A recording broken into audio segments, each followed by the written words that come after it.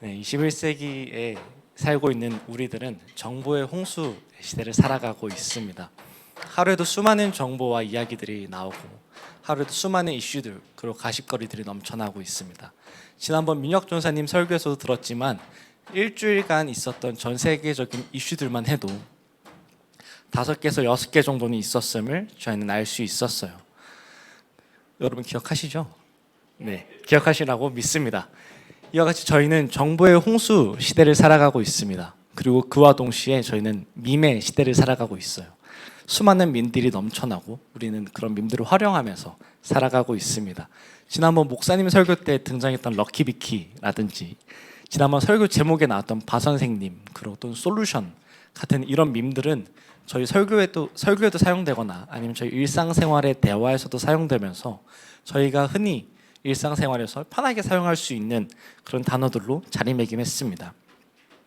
이런 밈 중에는 밸런스 게임에 관련된 밈도 많이 있는데요.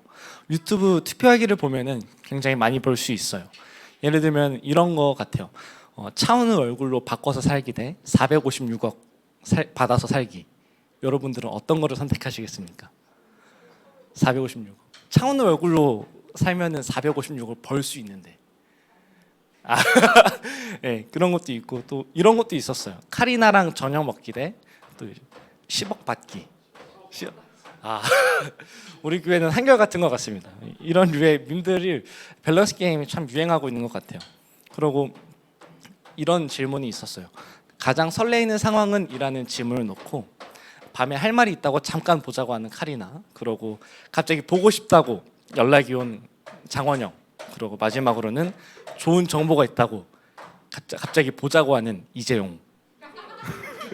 이런 게 있었습니다. 이런 밸런스 게임 다들 한 번씩 보셨을 겁니다. 이런 걸 보면은 사실 이런 밸런스 게임을 하기보다는 그 밑에 댓글들을 많이 보게 돼요. 그러면서 사람들이 뭐라고 얘기하는지, 그러면서 사람들이 원하는 바가 무엇인지, 사람들이 어떤 것을 얘기하면서 토론하는지에 대해서 많은 관심을 갖고 보게 됩니다. 이런 것들을 보게 되면은 사실 우리가 세상이 말하고자 하는 것, 세상이 추구하는 것, 또는 세상이 소망을 두는 것을 뭔지 알 수 있어요.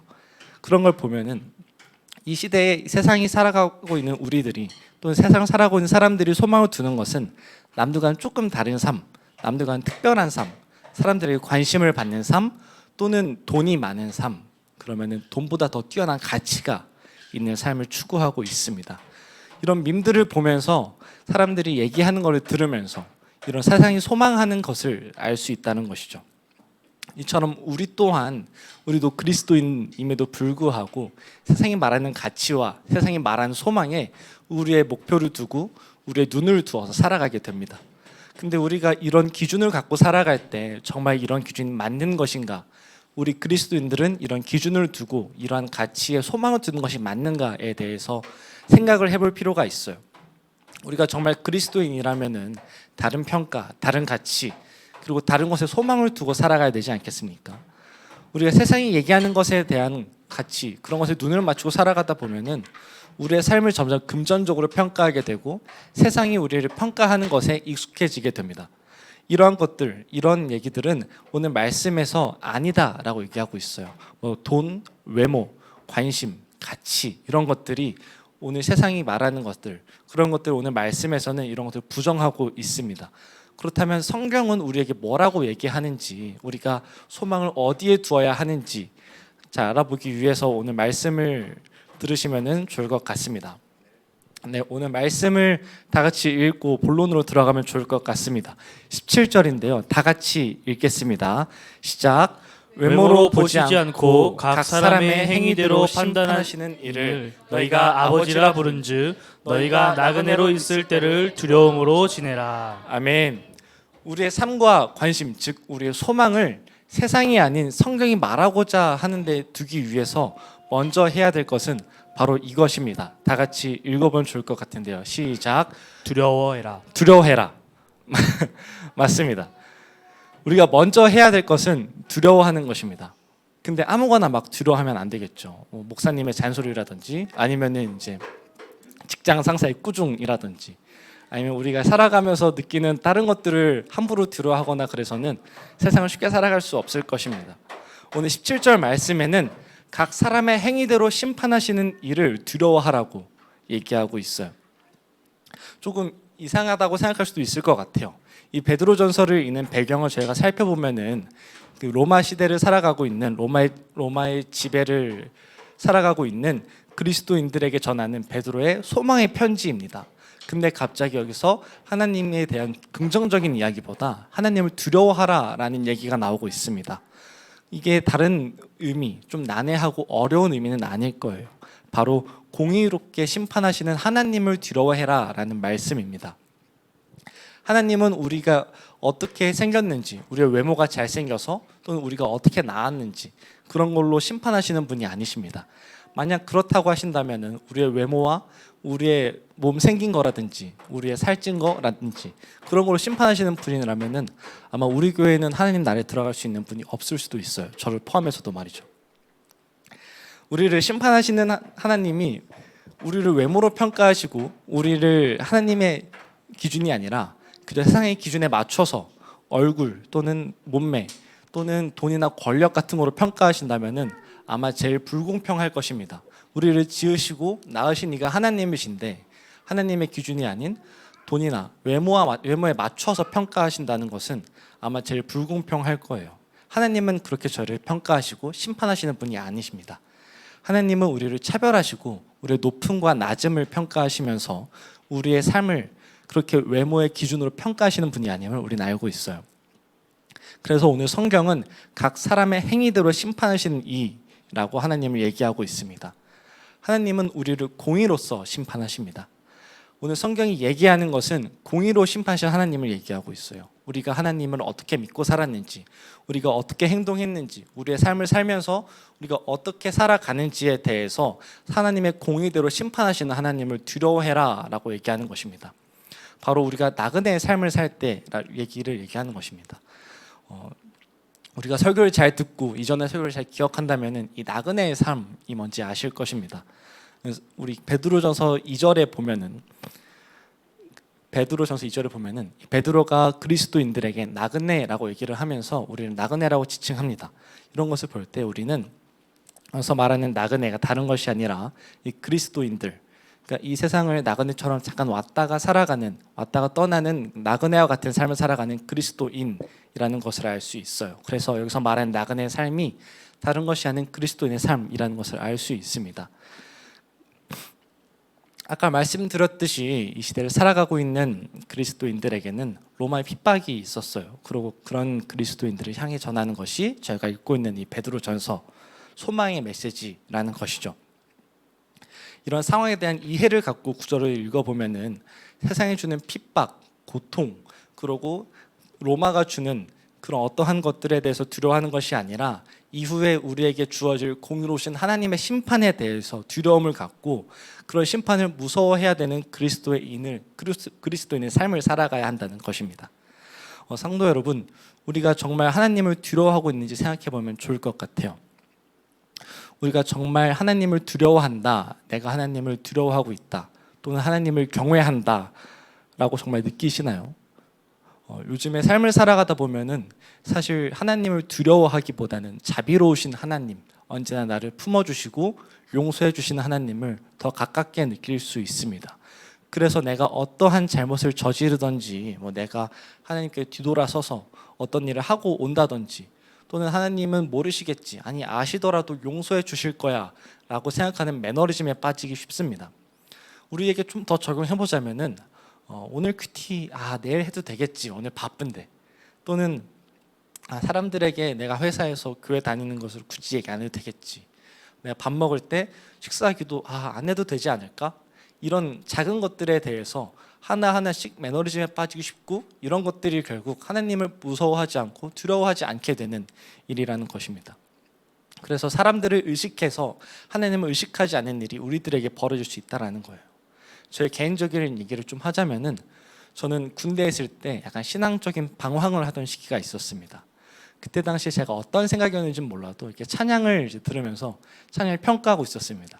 약간 오늘 나는 주만 높이리를 보면은 이거는 조금 하나님을 나는 주만 높이리 그런 찬양이니까, 그러고 이 찬양 좀 인도자 애드리브가 너무 심해 라든지, 주님의 선하심 보면은 이거는 너무 잔잔하다 갑자기 팡 터지는 경향이 있어 좀 별로다라는 그런 평가를 하던 시기가 있었어요. 그때 당시 저는 하나님을 믿고 있다라고 얘기를 하지만 거룩한 생활, 거룩한 삶과는 거리가 좀 멀었던 것이죠. 정말 술, 담배만 안 했지 하나님을 믿는 사람이라고는 보기 어려웠을 수도 있어요. 그래서 그 당시에 정말 하나님은 괜찮으시겠지 뭐 이렇게 해도 용서해 주실 거야, 또는 군대니까 뭐 어떡하겠어 이해해 주시겠지라는 생각으로 성경도 읽지 않고 말씀도 읽지 않고 설교도 듣지 않고 예배를 드리지 않던 때가 있었습니다. 저뿐만 아니라 각자의 삶에서도, 여러분들의 삶에서도 이런 신앙적인 방황을 하던 시기가 있었을 거라고 생각을 해요. 그게 정체기이든 방황이든 하나님을 낮게 보고 나의 기준에 맞춰서 하나님을 평가하고 내 기준에 하나님을 짜 맞추는 그런 시기가 있을 수 있습니다. 우리는 그러한 것들에서 벗어나야 합니다. 그리고 하나님을 경외하는 마음을 갖고 하나님을 두려워하는 마음을 가질 줄 알아야 합니다. 우리가 정말 하나님을 사랑한다면, 정말 그리스도인이라고 얘기할 수 있다면 하나님을 두려워하고 경외해서 이 세상을 두려워하기보다 하나님을 먼저 두려워하는 일이 우리한테 있어야 함을 믿습니다. 그렇다면 우리가 하나님을 두려워할 줄 안다는 것은 어떻게 얘기해야 되는 것일까요? 그런 삶은 어떻게 설명할 수 있을까요? 그런 삶에 대해서 얘기하고자, 하나님을 두려워하는 것에 대해서 좀 더 얘기하고자 말씀을 더 읽고 설교를 이어나가고자 합니다. 18절부터 20절까지 읽겠습니다. 저 한 절, 여러분 한 절 읽겠습니다. 너희가 알거니와 너희 조상이 물려준 헛된 행실에서 대속함을 받은 것은 은이나 금같이 없어질 것으로 된 것이 아니요 오직 흠없고 접없는 어린 양 같은 그리스도의 보배로운 피로 된 것이니라. 그는 창세전부터 미리 알림 바 되신 이나 이 말세에 너희를 위하여 나타내신 바 되었으니. 아멘. 우리가 세상에서 하나님을 두려워한다는 것, 다르게 얘기하면은 이렇게 얘기할 수도 있을 것 같아요. 다 같이 읽어볼까요? 두 번째는 빼고 읽어보겠습니다. 시작. 세상을 두려워하지 말아야 한다. 네, 맞습니다. 우리에게 필요한 것은 두려워하지 않는 거예요. 근데 아무거나 또 두려워하면 안 되겠죠. 세상을 두려워하지 말아야 합니다. 하나님을 두려워한다는 것은 반대로 얘기하면은 세상을 두려워하지 않는 것이라고 얘기할 수 있어요. 사실 베드로전서에 우리가 읽은 말씀에는 직접적으로 하나님을 두려워하지 마라, 하나님을 두려워해라라는 말은 있지만 세상을 두려워해서는 안 된다, 세상을 두려워하지 마라라는 말은 없습니다.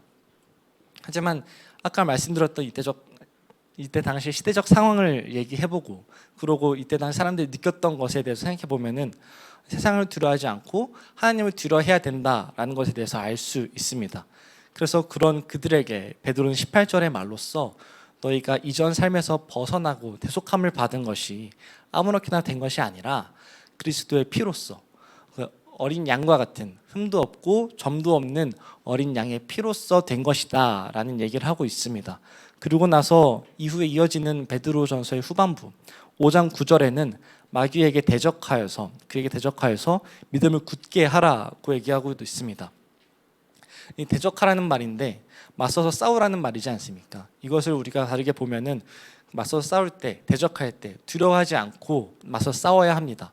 우리가 대적하고 어떤 것에 대해서 맞설 때 두려워하는 마음을 갖고 그것에 대해서 대적하다 보면은 사실 대적하는 게 아니라 도망치는 것이 됩니다.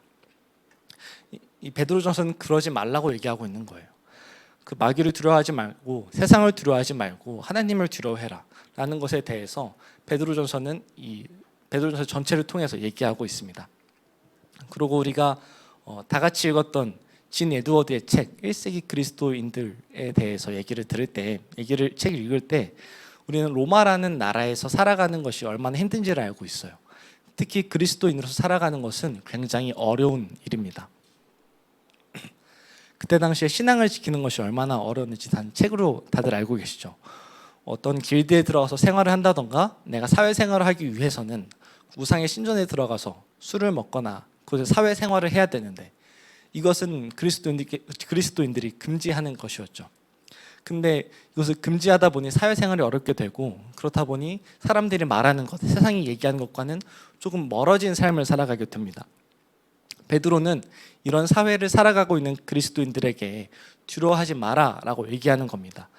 그들이 말하는 방법, 세상이 말하는 진리 같은 방법으로 살아가는 것이 정말 옳은 것이 아니다.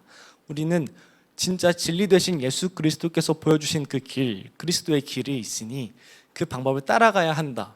그리고 그런 방법에 있어서 두려워하지 말아야 한다라고 얘기하는 거예요. 이제 곧 추석이 다가오고 있습니다. 이제 곧 얼마 안 있어서 다시 시작되는 저희 민족의 대명절인데요. 그때 당시 각자 할머니 할아버지들을 만나고 각자 집으로 돌아가서 연휴를 즐기고 오랜만에 또 찾아오는 긴 연휴를 즐기게 될 것입니다.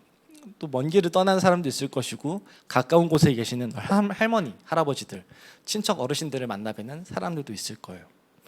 집안마다 다르지만 어떤 집안은 아직도 제사를 드리는 경우도 있고 또 성묘를 가서 산소에 절을 하고 그 조상에게 복을 비는 경우도 있을 것입니다. 저희 집안에도 이런 전통과 그런 제사 같은 그런 전통이 뿌리 깊게 박혀 있습니다. 그래서 이런 명절 때마다 저는 산소에 찾아가서 이제 벌초를 하고 풀을 베고 나서 이제 산소에 절을 하는 그런 시간이 항상 있어요. 그래서 큰 집과 같이 가고 당숙 할아버지도 만나고 많은 어르신들을 만나는 자리가 있습니다. 저는 이렇게 성묘를 하러 가는 자리에서 가서 풀도 베고 벌초도 하고 할 거 다 하지만 사실 절은 하지 않아요. 그곳에 계신 할머니에 대한 산소를 정리를 하고 할 수는 있겠지만 그곳에 계신 할머니 유골에다 절을 하는 것이 저희 신앙과도 맞지 않고 제가 배운 신학과도 맞지 않아서 저는 안 하고 있습니다. 그런데 항상 이렇게 절을 안 하고 있다 보면은 큰 집에서 어르신들이 한 번씩 오시면서 한마디씩 하세요. 특히 큰어머니가 제일 많이 뭐라 하시는데 딴 것도 아무것도 안 하시고 이렇게 팔짱 닦기 이렇게 오셔가지고 이러고 얘기하십니다. 어머 오늘도 민수는 절 안 왔네 이러고 그냥 가세요. 정말 아무것도 안 하고 이 한마디만 하고 아 네 하면은 바로 가십니다. 말로써 계속 압박을 주시는 거죠. 너는 왜 안 하냐? 너는 뭐 이 집안 사람 아니야? 라는 그런 무언의 압박을 계속 주시고 있는 것 같아요. 성도 여러분, 오늘 말씀에서 베드로는 이런 것들을 두려워하지 마라라고 얘기하는 거예요. 큰어머니의 잔소리 이런 것들을 두려워하는 것이 아니라 이런 세상 가운데서 그리스도인의 삶으로 살아가는 것, 그런 삶을 지켜나가는 것을 두려워하지 말라는 것입니다. 이것 외에도 저 같은 경우 외에도 여러분의 삶에서 여러분의 가정 가운데서 집안의 풍습들 또는 그리스도인의 모습과는 좀 다른 모습들이 있을 것입니다. 그것이 정말 그리스도인의 삶과는 같은 모습인지 또는 성경이 말하고자 하는 성경이 살으라고 하는 그런 모습과는 같은 모습인지 아니면 다른 모습인지를 생각해 봐야 될 필요가 있어요. 정말 우리가 살아가고 있는 삶이 내가 집안에서 물려받은 것이 내가 사회생활하면서 배운 것이 또는 내가 발견한 나의 모습이 성경에서 말하고자 하는 성경이 얘기하고 있는 그리스도인의 모습이 아니라고 한다면 우리는 되돌아서 다시 돌아올 줄 알아야 합니다. 그리고 우리가 그것을 알면서도 되돌아오지 않고 자신의 모습을 그대로 지키고 있다면 우리는 정신 차리고 다시 하나님께 엎드려질 줄도 알아야 합니다. 다소 그런 과정이 힘들고 어려울 수도 있어요. 하지만 그렇다고 하더라도 예수 그리스도께서 말씀하신 그 길, 예수 그리스도의 삶을 따라 사는 것이 우리 그리스도인들의 삶이라고 믿고 우리가 그런 그리스도인의 삶을 따라가는 교회가 되기를 소망합니다. 말씀의 결론을 맺겠습니다. 사랑하는 성도 여러분, 오늘 저는 두 가지를 얘기했죠. 바로 두려워하는 것과 세상을 두려워하지 않는 것입니다. 그 두 개로 나눴지만 사실 하나예요. 하나님을 두려워하는 것, 그것은 동시에 세상을 두려워하지 않는 것입니다. 그리고 오늘의 말씀의 제목은 소망이 하나님께 있다입니다. 우리가 정말 두려워하고 세상을 두려워하지 않으면은 저희 소망은 하나님께 있는 것일까요? 아니면은 저희 소망은 어떻게 해야 되는 것일까요? 우리가 만약 하나님을 두려워하는 삶, 그와 동시에 세상을 두려워하지 않는 삶을 살아간다면은 우리의 소망은 자연스럽게 이 땅에 있는 것이 아닌 하나님께 있을 것입니다. 베드로가 처음부터 소망이 하늘에 있지 않았잖아요. 베드로의 소망은 왕이 되신 예수 그리스도 옆에서 이 세상을 통치하는 것이었어요.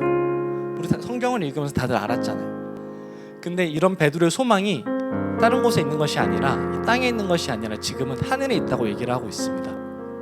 베드로가 이렇게 된 과정에는 다른 것이 아닌 세상을 두려워하지 않고 하나님을 두려워하는 마음가짐을 갖고 그리스도인의 삶을 살아가면서 자신이 바뀐 것이에요. 내 소망이 이곳이 아닌 하나님께 있다라고 바뀐 것이죠. 여러분, 우리 큰일을 하기 전에 사람이 먼저 되라는 어머님들의 잔소리가 있지 않습니까? 그것과 같이 우리는 소망을 어디에 두기를 먼저 찾기보다 하나님을 두려워할 줄도 알고 세상을 두려워하지 않는 그런 사람이 되어야 합니다.